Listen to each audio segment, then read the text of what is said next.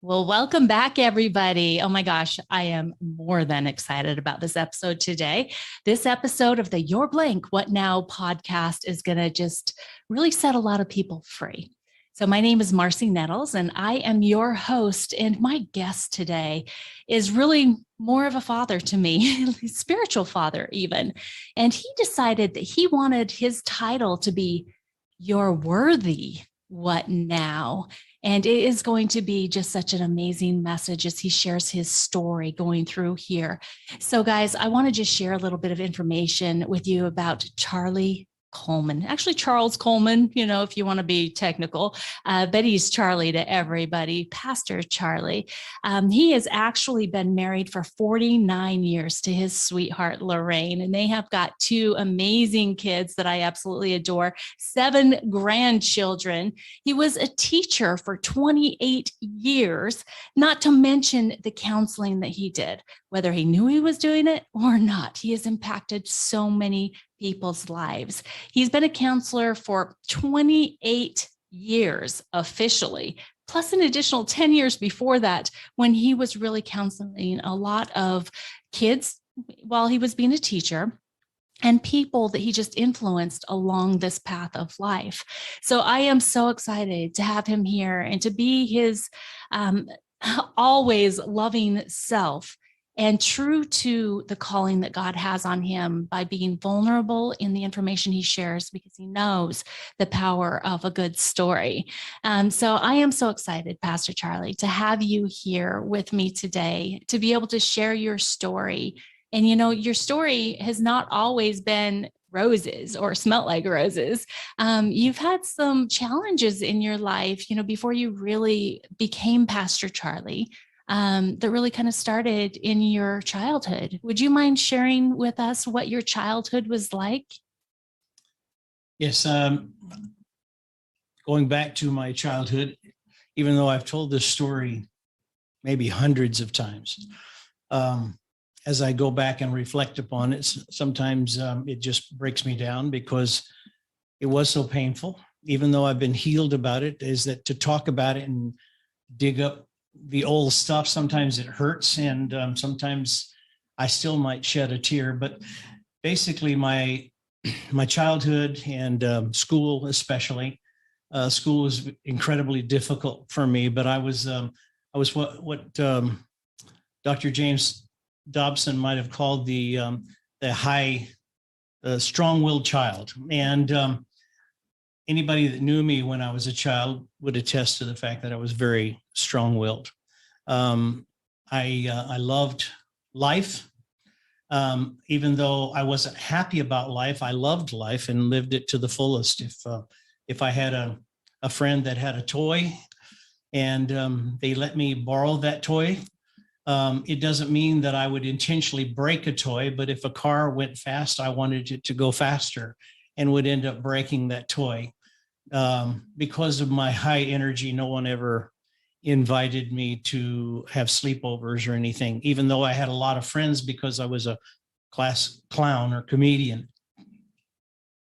And a lot of people didn't realize this. And to be perfectly honest with you, I didn't realize this until I started working in my master's program. I never realized that I had severe ADHD. And so therefore, my parents, because they were old school, is if one whipping was good, 5 were better. And so I led a very painful life in that sense, is that people didn't know how to deal with a child with attention deficit disorder with hyperactivity. And so my dad would sing in the choir, and so he'd see me misbehaving in the back of the church, and he would walk out from the choir and come all the way back to the back of the auditorium and grab my ear and bring me to the front. And he said, "Sit there. I'm gonna bust your ear when we get home." And I've heard that so much that I kind of chuckle when I hear some parents still use that verbiage.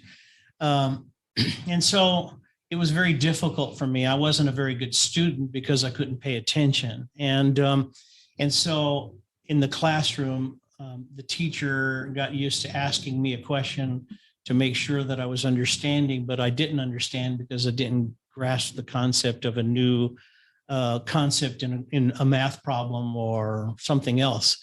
And so it embarrassed me that I didn't know the answer. And so I became the class clown because it was my defense mechanism. If I can have those kids laughing at me instead of this teacher asking me these questions I didn't know, then I would avoid the pain of not knowing the answer to the question. So my teacher would set me outside the room or put me in a closet or do something to try to get me out of the classroom so that, or the principal's office, something to get me removed from the classroom so that I wouldn't be a distraction to what she or he was trying to do. Most of the time it was a she. And obviously there was a lot of humiliation factored into that. I have many of my former classmates that have reconnected with me and on Facebook or different places. And they always talk about how funny I was and how I kept them in stitches and all of these kinds of things, which in a normal situation that might be honoring or cool. But to me, they just hurt because it kind of reinvigorates the things that I went through as a child. So fast forward, in high school, I was an excellent athlete. And so everybody kind of passed me on as a result of me being an excellent athlete. Many times I wasn't even at school. I was ditching a lot because I hated school. But something happened in my, after I was married to a very beautiful woman, and she gave me inspiration to go back to school. And even though I hated school, I took a couple classes, night classes, and got A's in them. And so it gave me an inspiration, along with her inspiration, for me to go back to school. And I ended up graduating with my bachelor's degree and became a teacher, which I was the first one in my family to be a graduate of college. And it just did something to me. I still wasn't the best college student, but I made grades acceptable to in order to get my degree. I applied to only one school district, and this is when teaching jobs were premium. And because of my personality, someone took a chance on me.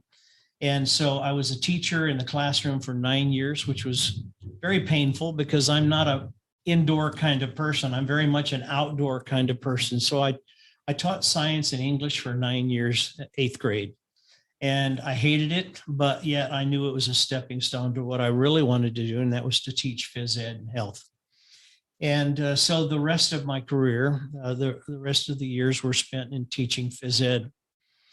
But I always lived with this concept that people just tolerated me. They didn't really want me to be a part of their life. They just kind of tolerated me.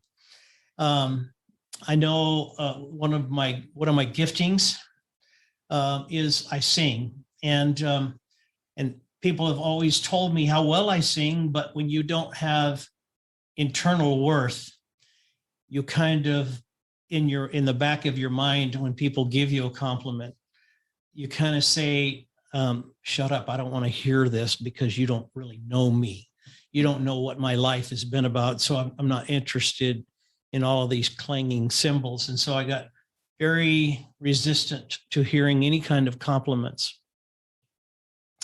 But I am a strong believer. Many of you have already heard that I'm a pastor.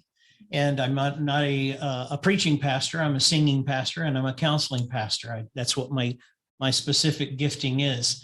I love people with all my heart.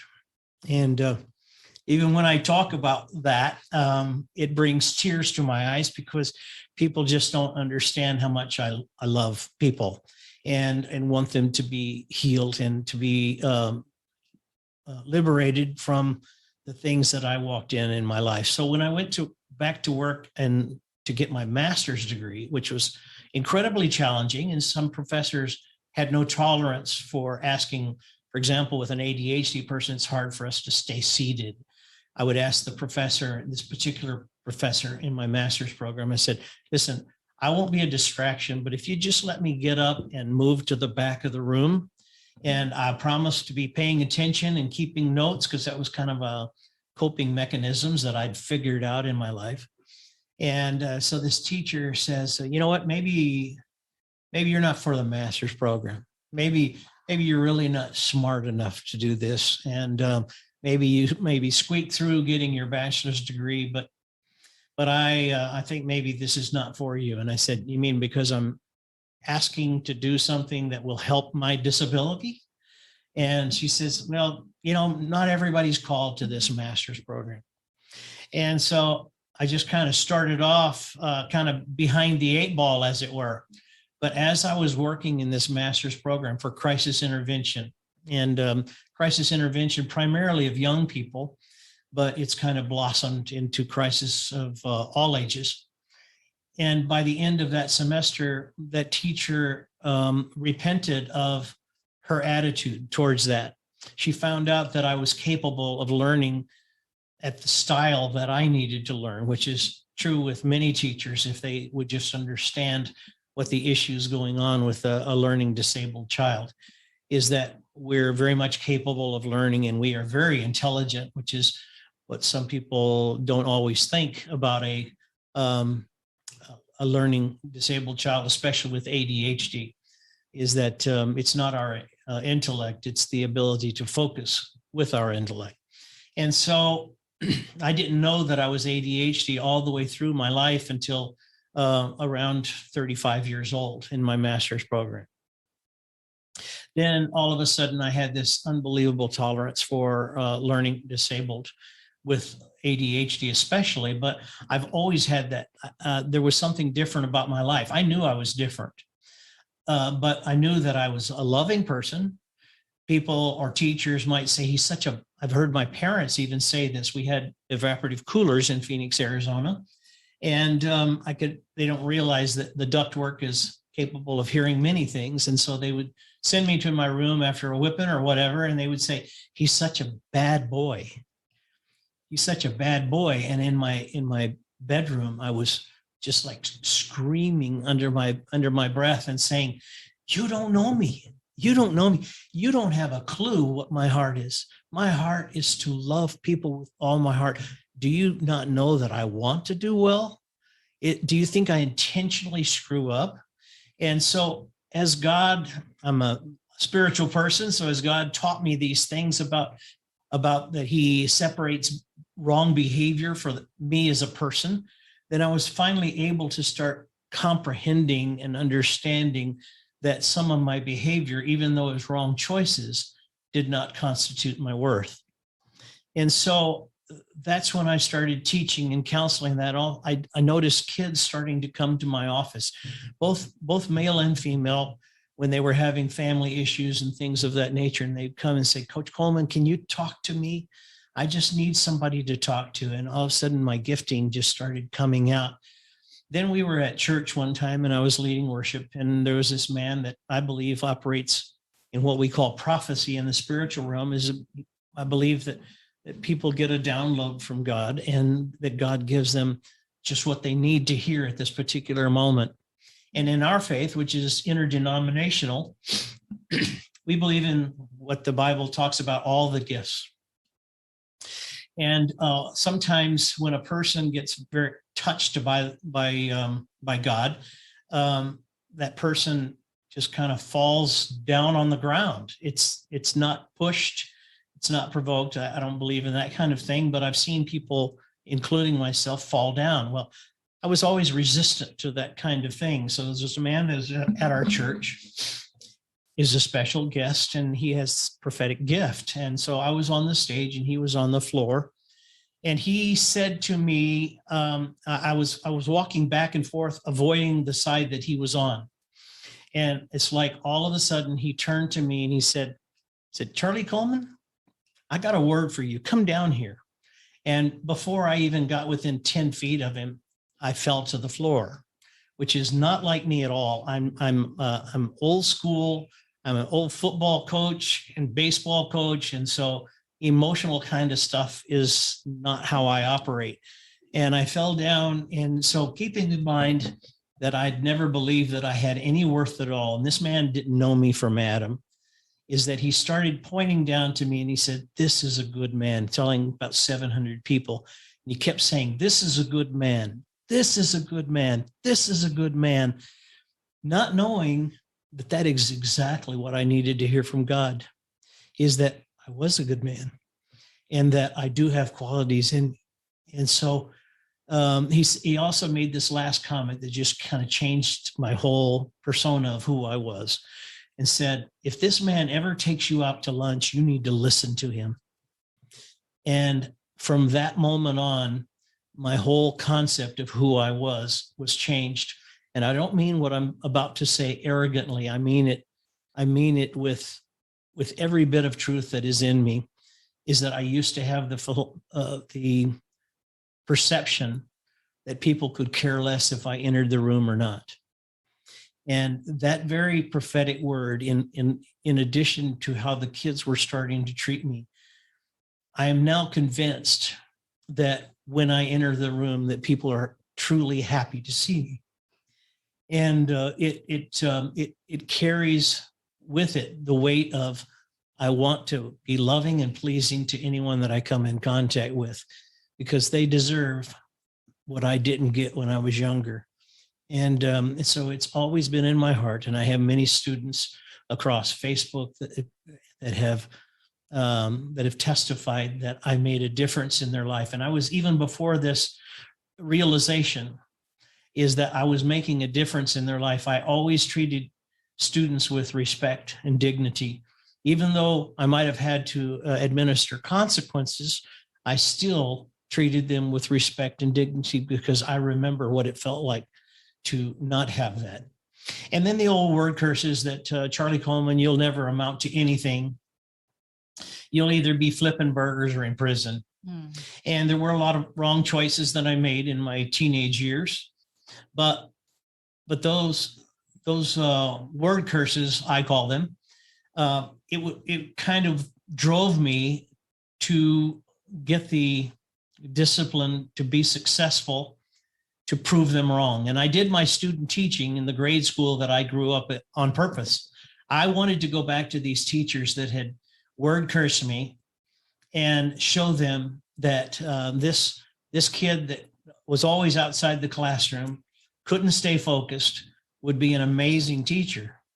And many of them I had an opportunity to share with them what had happened in my childhood and where I was now. And many of them repented of that behavior. People only do what they think that they need to do in order to kind of change, or whatever the case is. But my life is a wonderful example of what God can do, and if we'll let him do it. And even those of you who might not be spiritual, that doesn't negate the existence of God. He's still alive, whether a person realizes it or not, and he will help to bring focus where there needs to be focus, and bring our lives into alignment, if that's what we want. And so that's kind of my life. It's an amazing life. And I will tell you that I know for a fact that every single time you walk into a room that we are in, the light goes brighter. Absolutely, because of what you bring and who we know you to be. We know who you are, just like God knows who you are. But talking about God, when you were younger, when you were having these experiences with your parents and with your teachers, and they were giving you such a hard time because you couldn't control yourself and you were such a bad boy, did you have a personal relationship with God back then? In my early years, in my early adolescence, I had accepted God into my heart, but I'm not really sure, because of the worth issue. I had an understanding of who God was. I did what I thought was the right thing to do, because I was a good person. I wanted to please God, but because of all other kinds of issues going on inside me, I have addictive tendencies. And because I knew there was something wrong with me, I didn't know it was ADHD, but I knew there was something wrong with me. So I gravitated towards self-medications with weed and alcohol and pornography and many of those other things that people do for addictions. And so I didn't know all of this until I got into in some of those addictions. I was able to break free from them with God's help very early on in my 20s, but there were some things that took a little bit longer. I was addicted to tobacco and those kinds of things. And so I never did smoke, but as a baseball coach, I always chewed tobacco. And even as a player, I chewed. And so those were things that I eventually got liberated from as a result of learning new coping skills that God gave me and how I was able to get free from those. So, yeah. So coping skills. That is such an important point for people to understand, that as they're going through things, as long as they're paying attention, they can start learning these different types of coping skills that can help them through things, right? Instead of helping them stay stuck in something.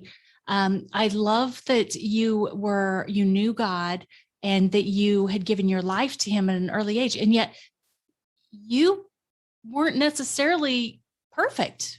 far from it. Right. Yeah. So I would love for you to expand on that a little bit about what, being saved and being human and doing both at the same time can really mean, but what God really sees out of it in the end. Well, it's important, always important for me to say this, and most of you probably know it about yourselves or about me. I'll tell you about me, is that I know I'm not perfect. I don't claim to walk in perfection. I'm a pastor, but I make wrong choices all the time. It doesn't negate the fact that I have the ability to hurt with someone that's hurting, to show empathy, to help them with tools to get better, to be able to do all of the wonderful things that I believe that God has given me. But I also recognize that the frailty of a human being. Our world is full of brokenness right now. My phone rings off the wall all day long about people that need help in dealing with issues that they've got going on. There's only one of me, but I know there's many other hundreds, if not millions of people that have the same calling that I do, is to just love people and try to bring them. I believe that's what you do. And that's what your love is, what your passion is, as well as Dondi, her husband. Yes. And so God gifts us with those kinds of things. And so as I've walked through this, I get back to the decision that I made to believe in God in my early years. But then when I got into my high school years, I knew God. There were times that I was near a death experience, and I would always call on God, even though I wasn't living a life of good choices. They still weren't as horrible as other people, but they were worse than many other people. So it's all a relative thing. Whatever you're going through is how you internalize it. But then into my late 20s and early 30s, and then when I came to the 40, that was that prophetic word, is that I understand that God is not about a religion, that God is about a relationship. And I do go to church. I love church.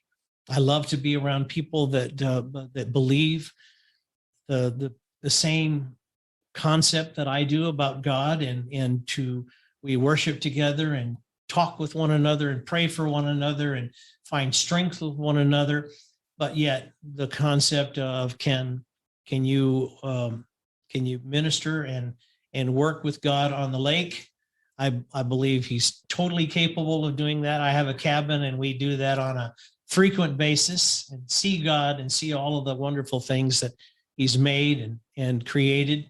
But yet I still believe that there is a place for church, because I love the people and that kind of thing.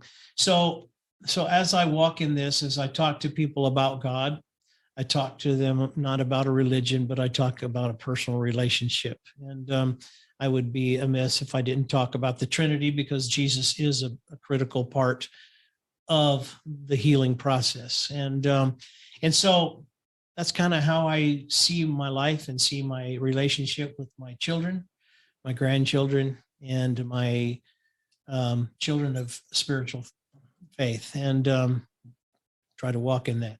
Oh, you absolutely do. You absolutely do. And yet, even though you walk in it, life is not always easy, especially when you're a parent, right? I mean, gosh, I think that we've had some similar steps that we've traveled. You are quite a few steps ahead of me in this. But the way that you share vulnerably what it was like when you were having challenges as a parent has helped me so very much as I'm in the midst of it. And so I am so grateful for you in doing that. I would really love if you could share, with really anyone. Let's just go here. Let's just say, what if there is someone listening to this right now that has never really had a personal relationship with Jesus or with God.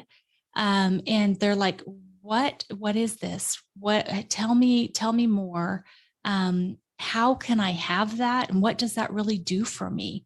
What would you say to someone that's thinking that right now? Well, the complicated part about it, even though it's not supposed to be complicated, is to realize how simple it is. And that is that in order, if there is and I believe there is, many people call him a supreme being. I call him Father God or Abba Father. I believe that there is a supreme being that created us, and that there is a process by how he did that. And as a result of it, he knew that there were going to be wrong choices made by people.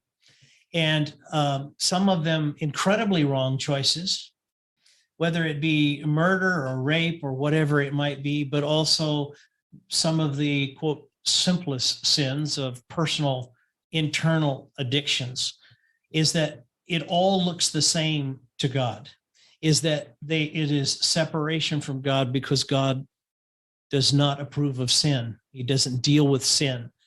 And so in order for there to be a payment, because he is a just God, in order for there to be a payment for that sin, that Jesus came to the earth and lived a perfect life and was the Bible uses this big word, propitiation, or the payment for all sin.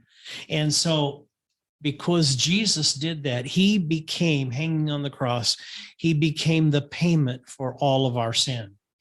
And so understanding that concept, or even accepting that concept, that person who is interested in accepting Jesus Christ as their personal savior, is that he becomes a personal savior. He becomes a savior for all of the wrong choices that I've made in this world. Some that affected me personally, but others that affected other people personally, outside of in my choice realm. And so as you do that, then you ask Jesus into your heart. And it's a simple process of saying, Jesus, I understand that you came onto earth and lived the life as a perfect person. You came from your deity to live the perfect life so that you could be the payment for my sin. I gladly accept that in my life today. And I'm asking you to come and enter into my heart.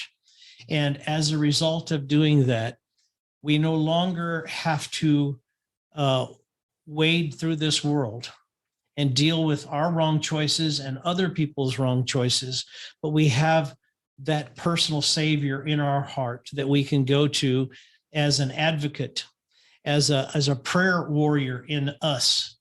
It's nice to have other people that join with us, but even when we don't have anyone else in our life, which is sad, but Jesus comes into us and he becomes that prayer warrior in us that allows us to, he promises to be along with Jesus and God. It comes the Holy Spirit.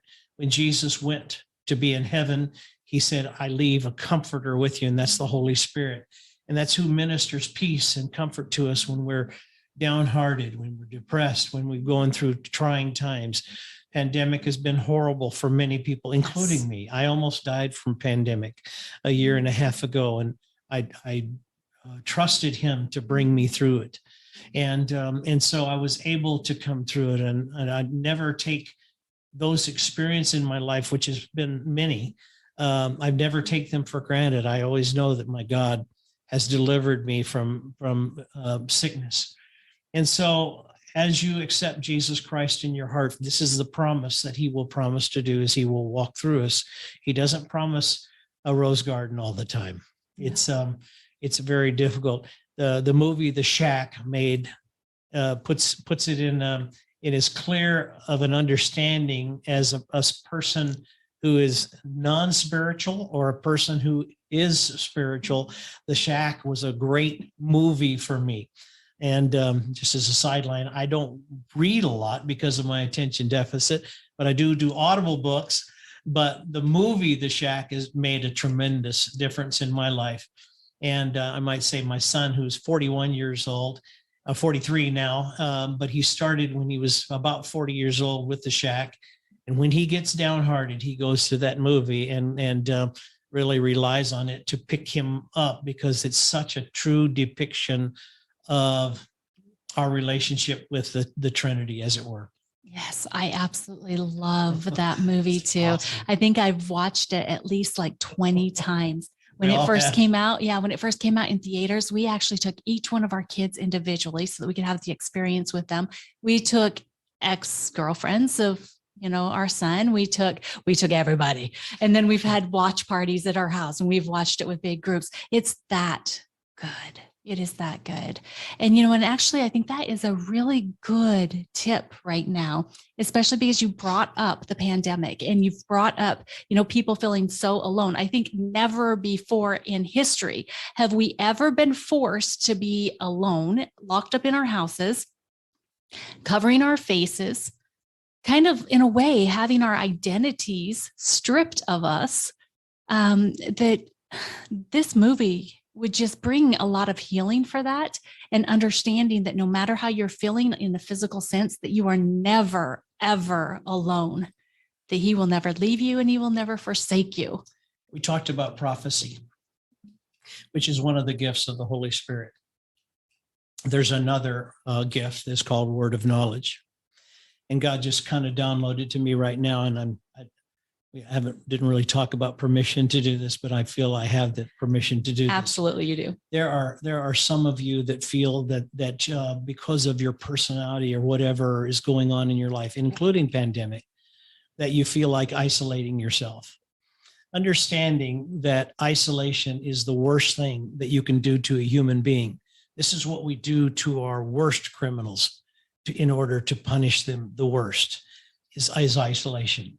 So I just want to speak to those of you who are walking in your own personal self-inflicted isolation, is that this is the worst thing you can do. And I encourage you to set what I would call set your feet to dancing, and you would open the door of your bedroom and walk out of it, and open the front door of your house and walk out of it, and just get amongst people. You don't have to talk to people. You just interact with what's going on in the atmosphere of a shopping mall or a grocery store. You don't have to get personally involved with each person, but just the interaction of being with people is so much healthier than walking in isolation. And this is why those people of faith are so resistant to the isolation concept, is that it's emotionally, it's so unhealthy.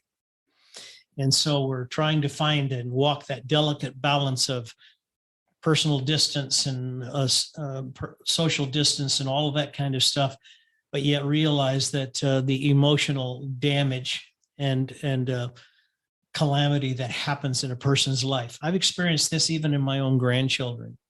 I had, I'll just reference one grandchild. This kid is 14 years old, and he had people from all over the valley seeking for him to play ball on their team. That's how good he is. He had scouts that were looking at him, and he could hit the ball miles away out of the stadium, and miles respectfully, but hit it way over the fence, I will say. In a grandpa's eyes, right? And he was an awesome pitcher and an infielder. And so it just killed me when pandemic hit, that he put himself in his bedroom and got hooked on gaming, and now he never goes outside to interact with people, and has no love for baseball anymore at all. And this is the collateral damage that happened to my grandson. We're trying to walk him out of it. And the good news is that he's talking like he might play ball at high school. He's in 8th grade right now. And so the concept of isolation is so detrimental to a person's well-being. Yeah, it certainly is, and putting masks on people's faces as well. It closes our mouths. First of all, we get unused to talking with others and even smiling at others. And there's actually science behind smiling. There's science behind, you cannot, someone that you smile at, it's almost physically impossible for them to not smile back. And when you smile genuinely, it actually releases endorphins inside of your brain that are part of a happy hormone family. And we need those happy hormones. It's part of us being healthy people, physically, emotionally, psychologically.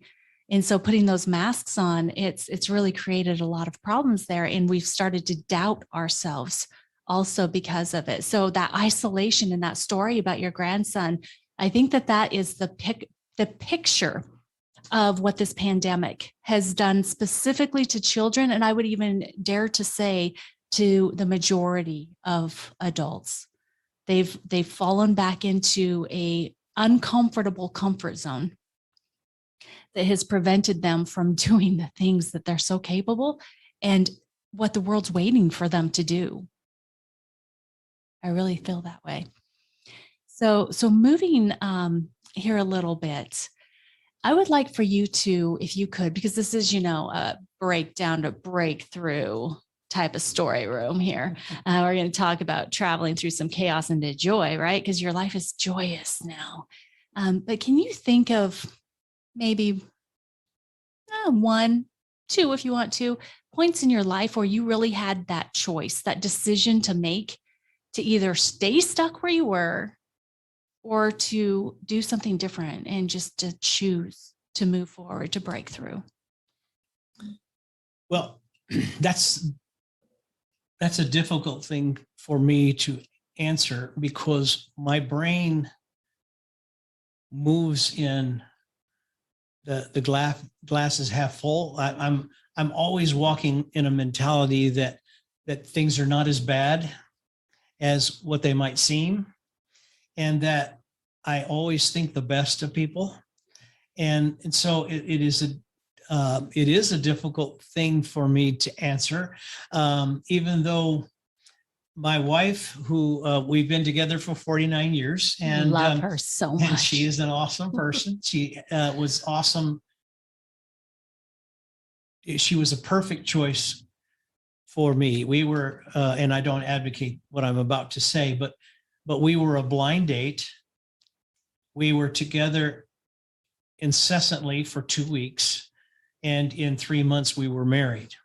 As marriage counselors, my wife and I do not advocate that, but it's hard for us to talk to anyone that has an expediency to get married, because they love each other so much. So there have been times in our marriage that we've had to, making choices is an actual decision process, is that we have to make a choice. For example, forgiveness is a choice. It's not a feeling. It's a choice. And so when we come to the point, if I were counseling a person right now and talking to them about forgiveness holds us as tethered to the person who we have forgiveness towards. And so it's like they're dragging us around everywhere they go. But converse to that is we're dragging them around everywhere that we go. And so the very thing that we want is to be liberated from them, and that process is self-defeating because we're dragging that person or that situation around with us.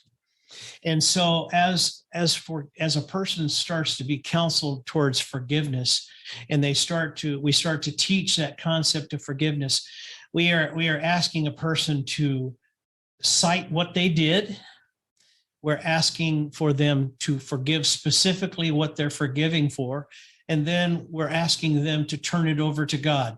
We're not asking a person to forget it, because that's impossible. What we're asking is that in our situation, being spiritual people, we're asking God to take care of whatever the consequences are.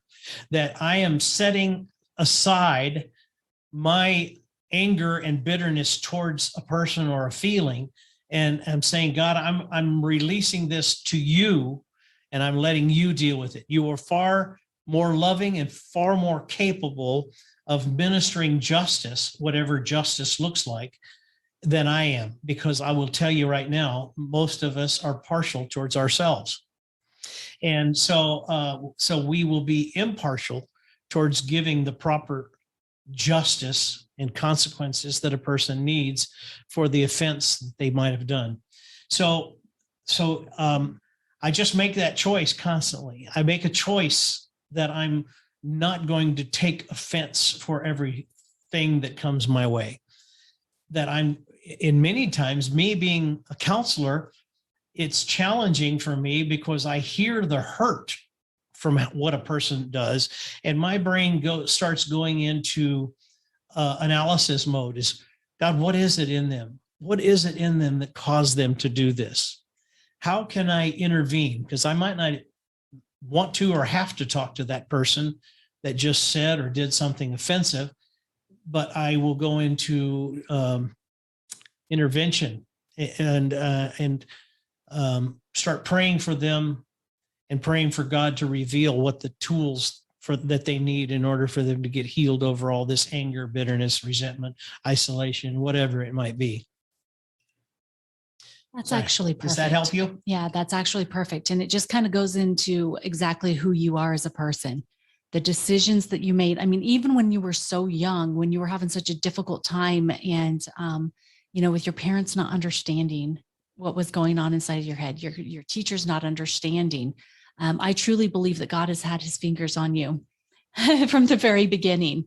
And have given you, has given you that grace to be able to step through the difficult times, to be able to move into who you needed to be, letting you experience it, right? Because you needed to experience it so that you would have the understanding, so that you could develop the empathy that would be such a great tool for you as a teacher for so many years, and then into your counseling career.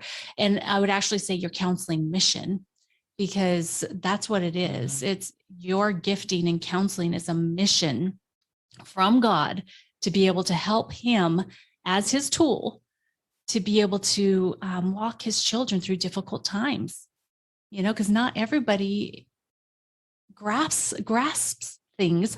That was kind of a weird word right now, right? As well as you did at such a young age, and being able to identify and know in your knower that when you heard those things your parents were saying through those air ducts, through that duct work, that no, that is not who I am. You just don't even know me at all. But what was the most important thing there was that you knew yourself. I just think that is such a tremendous thing. So if you had the opportunity to go back and either share something with yourself back then, when you were either in the classroom having difficulty, or when your parents were, being very disciplinarian when maybe it wasn't called for, what would you say to yourself, or what would you say to someone that might be in a similar situation now? I would say to myself or them is that know what your truth is that even though other people thought that they knew what the truth was about me, is that it was important for me, and I believe important for anyone listening, to hold on to what your truth is. Only you know what your heart is thinking. You know whether anything, for example, as you listen to this podcast, you know whether you accept what I'm saying is truth or not. But it will make no difference to me because I know what truth I'm sharing and I know I've lived it. And so it's a matter of trying to get to that purpose of what truth really is in a person's, in their own individual life. Accepting God is a truth that you have to come to realization of, because it's not going to change the fact of whether there's God or not. I know this sounds a little bit crazy, but I've heard God in my ears before only one time. Everything else is a matter of what my spirit is telling me in a nonverbal sense. And the one time I did hear God is when my wife was not expected to live, and I was being faced with the consequence of whether to disconnect life support. All we thought we were doing was to go to the hospital to have our daughter. It was a long labor. It took almost a day and a half. I went home and got a phone call from my dad, who felt like there was something not right. And so I said, my dad was a very fearful person, but he stayed and called me, and I lived about 25 miles from the hospital. Said, son, you got to come back. And I said, what are you talking about? He says, something's happened to Lorraine. And I said, what are you talking about? All she did was have a baby. He said, all she did. I know. And so I screamed back to the hospital in Phoenix. And the first thing that I was approached with, about 4 or 5 doctors that came forward. For whatever reason, 4 or 5 doctors came forward. I don't have a clue. One could have told me the bad news, but they said something horrible has happened. And for those of you in the medical field, it was called amniotic embolism, which is extremely rare. It's probably more prevalent now. I don't know. But it was extremely rare 41 years ago. And they said there's no living examples of it that we know of. We don't have a clue how to treat it. And basically what it is amniotic fluid gets diffused up into the lungs. And amniotic fluid is a toxin to the lungs, and it kills the lung cells. And so they said, there's no chance for her. You just need to decide when to disconnect life support. And I said, I don't know what you guys got the wrong girl. And so I just kind of in anger basically walked away, and they proceeded to go back to dealing with Lorraine. And I looked out over the third floor of Good Samaritan Hospital in Phoenix, Arizona. And that's when I heard the voice of God saying, I can heal this young lady. And I said, I thought I was going crazy. And I turned around, and there was nobody there, because this was 2:00 in the morning. My dad kind of nodded out in the waiting room. He was very old then. He's since gone on, but I just kind of go, man, I'm going crazy. I heard this unbelievable voice in my ear. So I started looking out over Phoenix again, and I heard the voice again, and he said the very same thing. And I said, I don't have a clue what's going on here. And it's, again, going back to a piece of the shack, is that he had a lot of things happen to him. And it was a life-changing event. I said, God, I know for a fact that you're alive, and I'm gonna hold on to this, and I'm gonna believe this, God, and I'm gonna believe that you're gonna be a man of your word, a God of your word.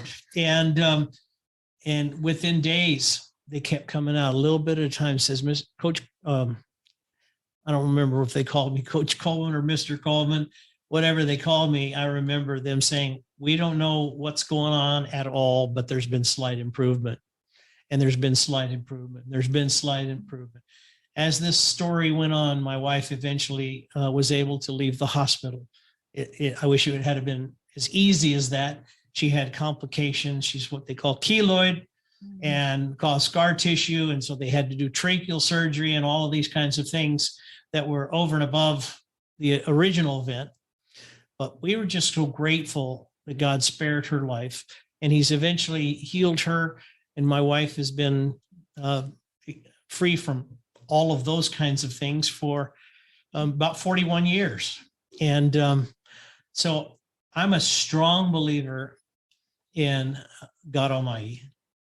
I wish that I've told God this many times, is why can't you talk in everybody's ears? It would make it so much simpler for those of us that try to tell people about you. And he's God and I'm not, so he doesn't always listen to me. So or answer back or audibly. answer back, yes. All of those kinds of things. Yes. Right. Oh, that is such an amazing story. And I am so grateful to God for that, pulling her through and healing her, because the two of you together are such a powerful couple. Thank you. They talk about power couples. You guys are truly a power couple. And I know that you balance each other out in such beautiful ways and serve together. I mean, on an every single day, I would say probably minute basis, you're always serving. You're part of a marriage class that Dondi and I attend that is amazing. It's just been so foundational, such great stuff that really helps, strong marriages get stronger, and marriages that are struggling to understand how men and women are so different. The pink and blue earphones. We are polar opposites for sure. We are. That's the interesting thing. That's how we know that God has a sense of humor too, right? Putting men and women together like that. It's absolutely amazing. So on top of, obviously your phone's always ringing because of people wanting to hear your strong word and your belief and understanding about things that are going on. You do marriage class through our church. You introduced me to grief share and then you left. See how you are? Got us up into the grief share class. Is there anything else? What else are you guys doing right now other than being a core pastor couple in our church?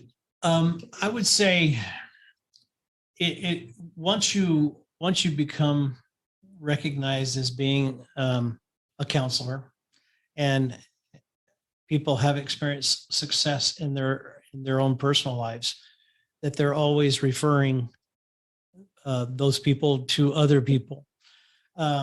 Because of events in our life, my son had a child much later than the rest of his children.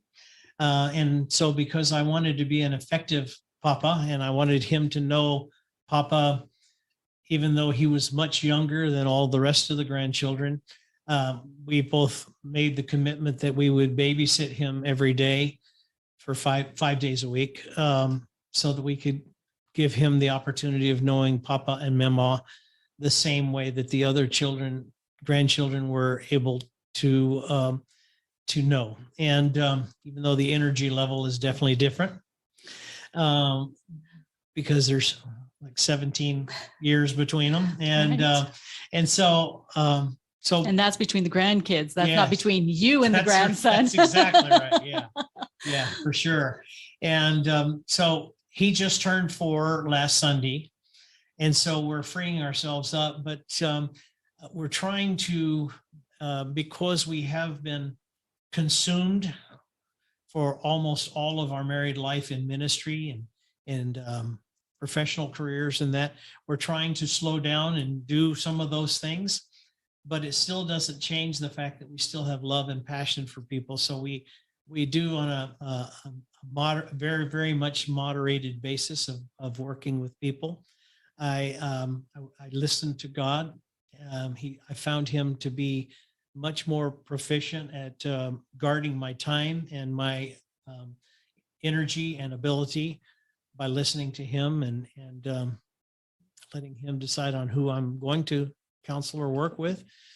And there are people in this world who really don't want to get healed, right, unfortunately. And so that's kind of what we're doing right now. I still do some worship on stage, on platform, and I still do some marriage counseling, and Lorraine does the same thing. And she's, as far as the counseling, my wife is a book writer, and she loves to write books, how to get people healed and better. And so it's just living life. That's amazing. Yeah. It is amazing the contribution that you guys have your entire life given And I think it's time for you guys to, scale back a little bit and, you and Pastor Lorraine to go and have your cabin time and, all that fun stuff. Absolutely. We all love and adore you and appreciate everything you have done.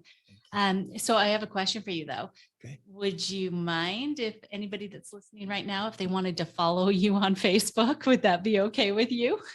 No, I wouldn't have any issues with that at all. Okay. Awesome.